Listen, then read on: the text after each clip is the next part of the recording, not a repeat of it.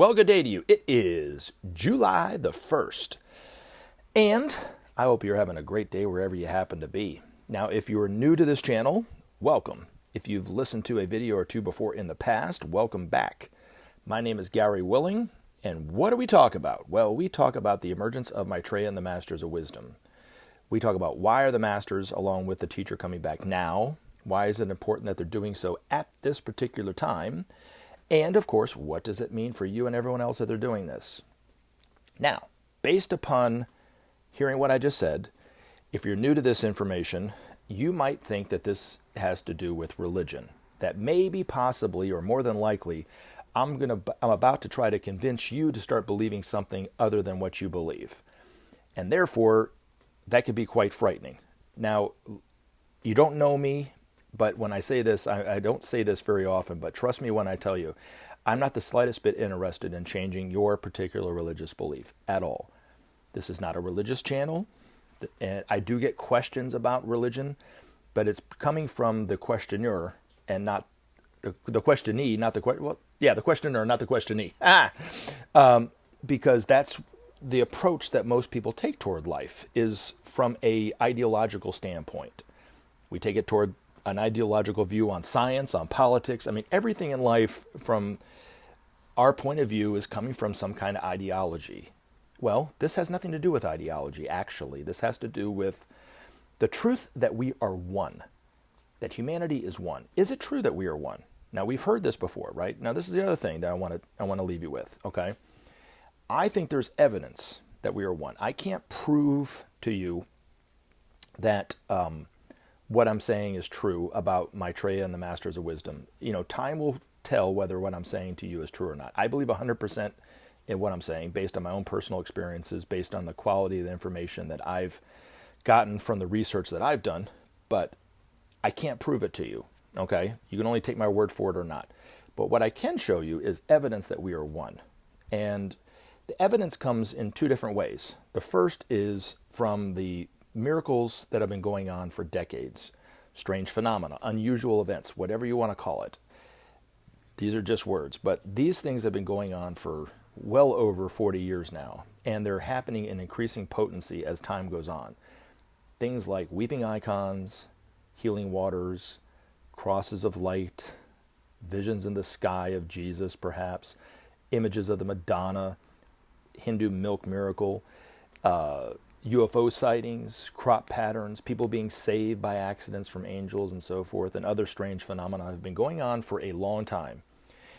Now, when you start to look at it, I want you to notice something, especially if you start to research what I'm saying is true about these miracles or these phenomena.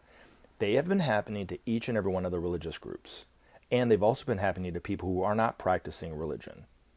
And another thing is, they are giving people a greater sense of hope. Some of these miracles, like healing waters and crosses of light, actually heal people from all sorts of illnesses. And there's documented evidence of that too. But the thing of it is that it's the reason why I think this is evidence of oneness is because they're happening all over the world, to all different types of people, all different types of faiths, and people of no faith. So it is true to say that the hope for mankind is for all of mankind, which is one way of saying that we are one. Now, let's just discard that for a moment. Let's just say you said, there's no truth to any of that. That's fine. You know, you don't have to believe everything I say. But if you look at the problems that are facing humanity, right, we're all aware of these problems. Now, they're not giving us, those aren't giving us hope like the miracles are, right? But let's just say you look at just the problems, the environment, pollution, invisible peril with nuclear radiation, climate change, for instance, social unrest, political divisions, economic divisions, extreme poverty, starvation, terrorism, war, crime, violence, those kind of things. These problems are affecting each and every one of us, whether it's directly like the environment or indirectly like starvation, are affecting each and every one of us. Now, if you look at it from just a little different angle, even, and just kind of look at it, aren't those problems showing us that we are one as well? Because they're happening to everybody. They're affecting each and every one of us, right? Things like the environment, it's going to take each and every one of us doing something about it, whether it's a lot or a little, to solve the problem. And then to take it a step further, if we do not do anything, and we just let bygones be bygones, as they say, the consequences will be for each and every one of us to suffer the same fate. So I think the problems are also teaching humanity that we are one. Now, the hope for humanity, there's hope coming from a couple different sources. Okay, one is we have help. We have help from a higher source. That's what these masters and the teacher are, that's where they fit into it. There's actually a kingdom above humanity, just like humanity is above the animal kingdom. There's a kingdom above the human kingdom called the Masters of Wisdom, the hierarchy of masters, the Society of Illumined Minds. You know, those. I mean, there's a lot of different names for these figures, but this group, which is a very tiny group of people, have worked their way out of the human kingdom and are now in a higher kingdom called the Masters of Wisdom. And they're coming back into the world to teach humanity directly the way forward, to help us save ourselves. That's the higher help. That's the hope for humanity. We're going to talk more about this later on in this video. But the other thing, and this is what I want you to think about, so you don't have to believe any of that, but I want you to take this away, if you can, that the hope for humanity is that the truth that we are one is within the hearts and each of every one of us. We all know it to be true that we're one. We might not live life like that. We might not think it on a moment-to-moment basis, but we know it in our heart of hearts. Even if you just see it within your family, like let's say you had a child, right? And the child is born and you hold the baby for the first time, right? And you see this baby, asleep in your arms, right? You experience oneness and love in a way that you didn't experience before, right? Well, that exists in your heart, right? What's going to happen is humanity is going to start to wake up to the fact that we are all one. That's the hope for humanity. That's the real hope for us, is that. So anyway, now on to the program. I do have a couple comments I want to cover. They're coming from the same individual. I think they actually can help us understand more about this information. That's why we're doing it. I always like to invite anyone to ask questions. I love it when people ask questions about this because it helps us to learn more about this topic. I try to answer the question in the next video, so post your questions as comments. Even some of your comments can lead to more discussion if they're on point and stuff like this. If you want to email me, you can email me at searchforscience@mail.com. That will work as well. And here's the other thing. You don't have to rely on me to answer your questions. You can answer your own questions. And I've put links in the description of each and every one of these videos that can help you out. You can either use them or don't. But they kind of give you, especially the Share International link, can give you a lot of background information about the teacher. There's other information about crop circles at Crop Circle Connector. If you want to know more about Space Brothers and the work of the Space Brothers, go to the George Adamski link and so forth. And there's even links in there about the environment and so forth. So there's a lot of information in these links that you can start investigating some of this information for yourself. It doesn't cost you anything to look and investigate this, perhaps just a little bit of time, and then at the end, if it's true for you, that's great. And if you see that it's not true for you, well, that's fine too. We can still be friends, You don't have to believe what I believe, but hopefully we start to look at the fact that we are one and we start to see what we can do to help bring this about and manifest this. What the teacher says, oneness it will not be manifested until we start to share the resources of the world, until nations start to share with other nations and so forth. I have other videos where I've talked about the principle of sharing and so forth. And even if you go to the Share International website, they talk about the principle of sharing and so forth. So you can get more information about that. All righty. All right. So now the comments I want to cover, like I said, come from the same person. And I do think that they add the discussion, so let's talk it out. All right, so this one comes from Benjamin. It says, "It will be proved in a lab that we are souls divine. I don't know about this one. Don't put too much faith in the fallible human intellect. The spirit world, auras, ghost phenomena, etc. could be observable at some point by scientists, but true faith, not intellectual belief in God, will forever remain a free will choice for the individual." Well, first of all, This is an example of somebody who's posting comments that doesn't agree 100% with what I say, but yet we can still discuss some stuff. And it's also an example of me not getting bent out of shape about that. I'm kidding. No, I actually see where you're coming from with this. Now, I want to say this. What I was talking about, and what he's referencing is, in the last video, I said that there was a prediction that one of these masters made that in the not-so-distant future, so not hundreds of years from now, this is within, a few years, hopefully within the next decade, there will be a group of scientists in France that will discover in a lab the existence of the human soul, and then will pass on that scientific data to other researchers that can actually look at it in their labs and see what they're saying is true, that we are actually souls. How they're going to do it, I have no clue. But you have to understand, scientists look at life under the microscope. Anything that they cannot see and prove with empirical scientific data, they don't agree with or believe, right? Now, it really is more of like this than it is in perhaps, what does it says, some point, true faith. It has nothing really to do with faith or belief in God. Okay, let me just, what I'm talking about. If you look at knowledge about truth, right, there's always been truth about something, right? And the esoteric knowledge of that truth, okay, known by very few people, that's what it means, that which is hidden. And the exoteric knowledge of that same truth could be quite different. And exoteric means more widely known, right, or open.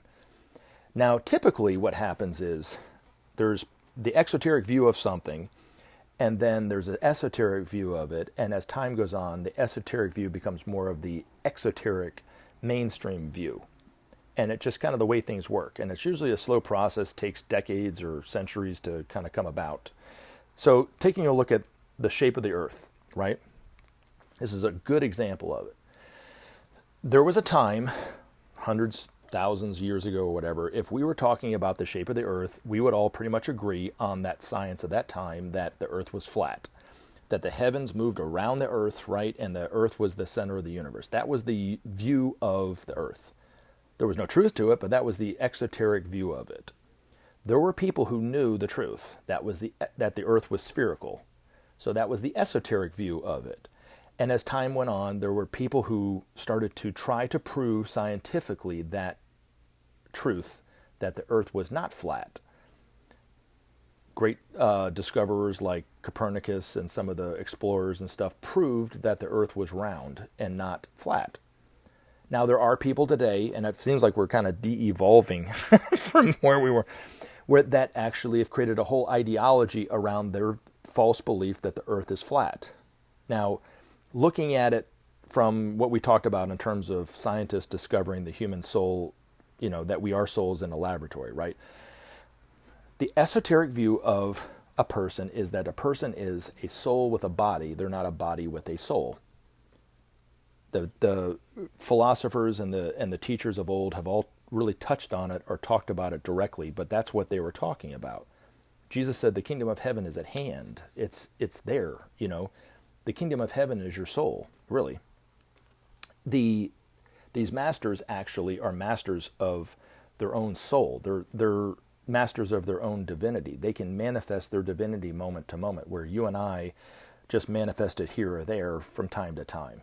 So once scientists discover, and it becomes a scientific fact that we are souls, well then there will be this tremendous revelation to most people, like, really?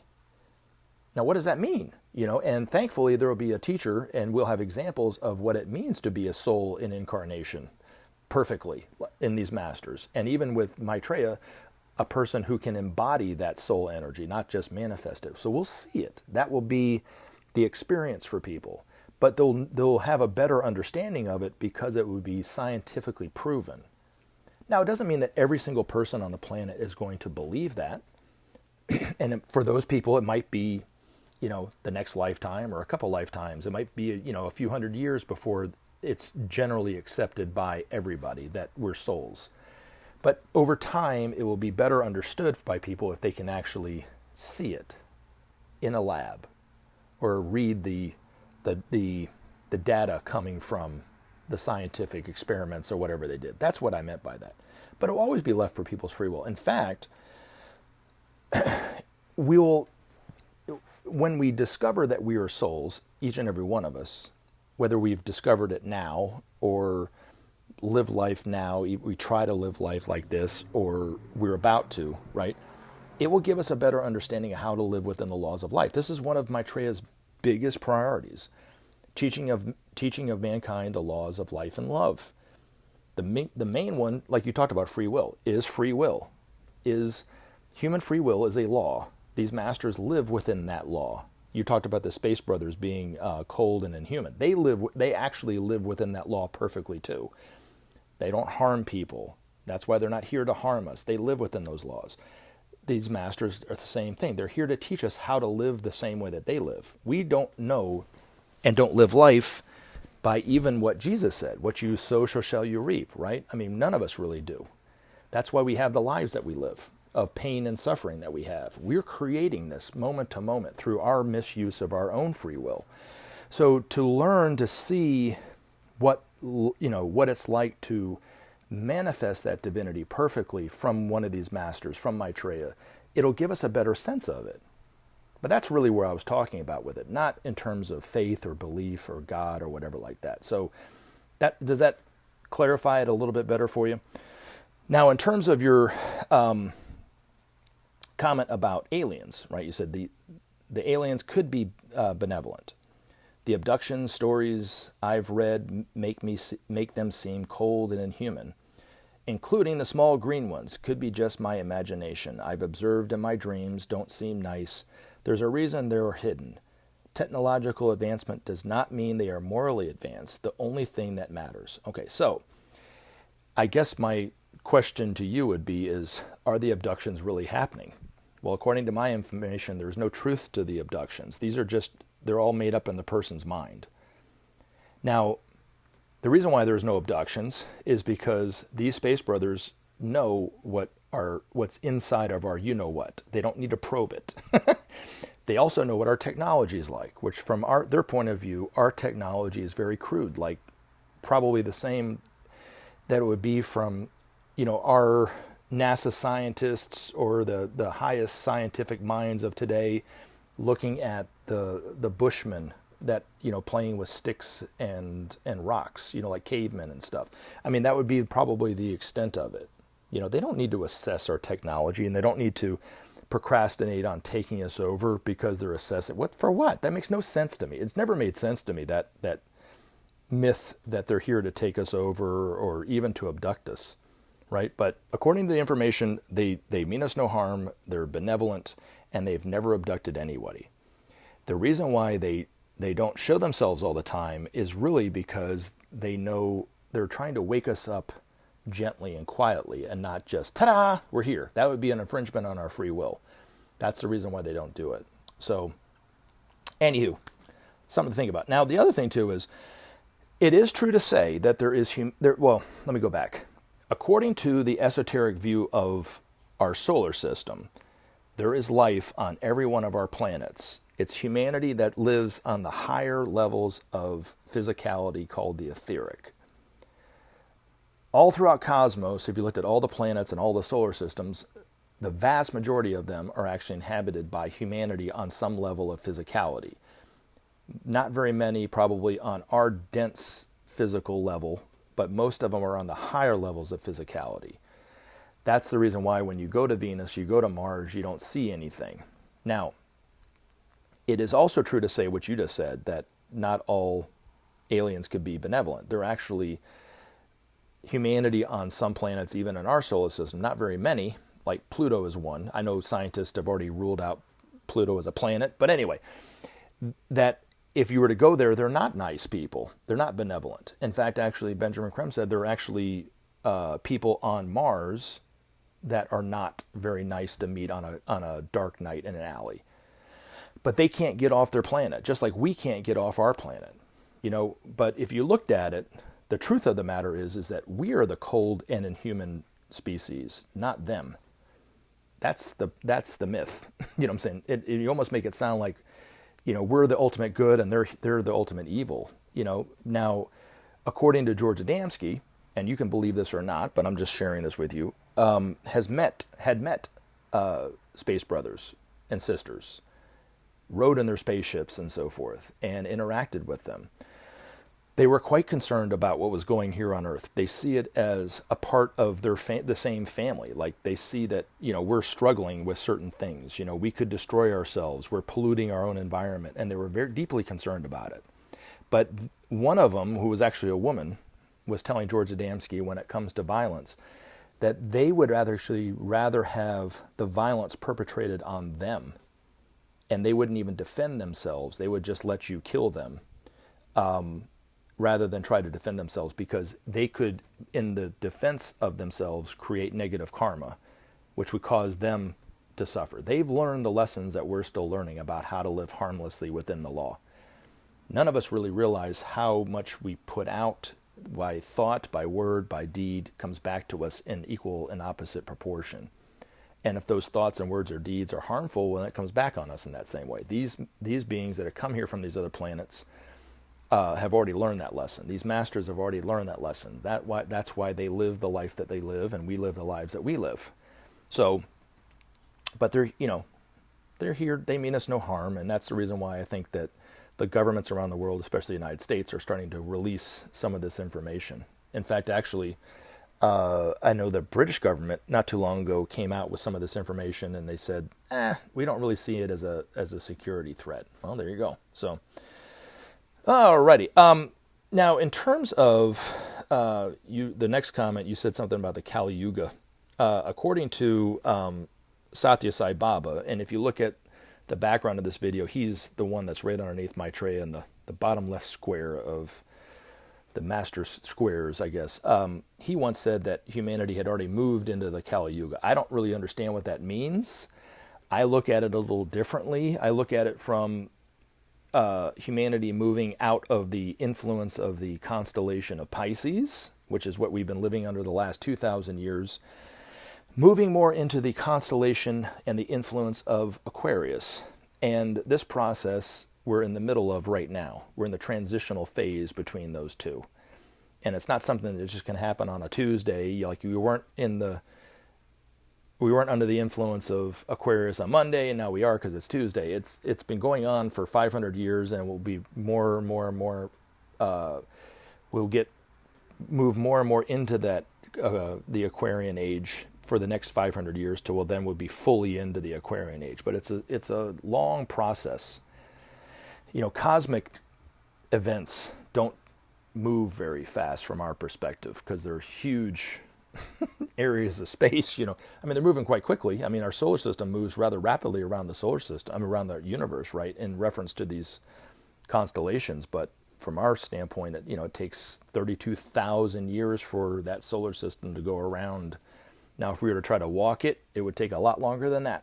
So the sun is moving a lot faster than we can walk, for sure. But anyway, but in terms of the Kali Yuga, and then let's see, what else? You said, I don't think we can graduate without doing the work ourselves. Couldn't agree more. I don't think the world teacher whose return is inevitable will be a magic pill. Never said that it would be. The work will be humanity and faith and goodness. Can we be good even if there's no worldly incentive to be good? Good question. That includes sharing. That will be the key to surviving the transition to the golden age of Aquarius, either paradise, unity, or redemption of mankind, or technological dystopia, where all are comfortable and faith is dead. Okay, I don't understand what that last bit means. But anyway, couldn't agree more. That's the reason why we're stuck in where we're stuck. Now, a couple things. One, humanity is not going to do anything until it realizes that its survival is on the line. Maitreya has put it like this: without sharing, there can be no justice. Without justice, there can be no peace. And here's the kicker. Here's the rub. Without peace, there could be no future. Now, he can't just simply tell us this. We have to experience it for ourselves. We have to feel it, that if we don't do something, our life is on the line, right? That's what's going to take for us to move, for us to wake up to that. Now, here's the thing, okay? You talked about the teacher being the magic pill. It's kind of what I referenced earlier on in the video. Maitreya would tell you the truth, that within the heart of each and every one of us is that truth that we are one. We know it in our hearts. We know it. We've forgotten it, but we know it. Now, where this information fits into it, Benjamin, is when we are in the presence of a being like a master or the Christ or the Imam Mahdi like Maitreya, who manifests that divinity, that unity perfectly, it naturally wakes up within our heart that truth. We start to reflect it. It comes out in us. Even if, like I said, even if we've totally forgotten about it or don't believe it, it happens. If you don't believe me, then ask yourself, why do millions upon millions of people pilgrimage to France and go to the Louvre and look at the Mona Lisa, which is this small kind of dull colored painting? Well, the reason is actually the light that's emanating from it, because Leonardo da Vinci was very, very advanced when he painted. He was nearly a master. Your heart naturally resonates with it. You might not be able to articulate what you're picking up on, but you can see it. You can see the quality in it if you're aware of it. But anyway, when we see Maitreya on TV, even not recognizing him, it starts to awaken the hearts of those who are seeing him. It might not be right away, it might not be perfect, but it does. Over time, it will start to get more and more and more and more and more. He's only going to galvanize us for action. He's not going to do anything other than that. He's a teacher in the broadest sense. He said, but man must act and implement its will. He said nothing happens by itself. Man must act and implement. They're trying to wake us up to doing it ourselves.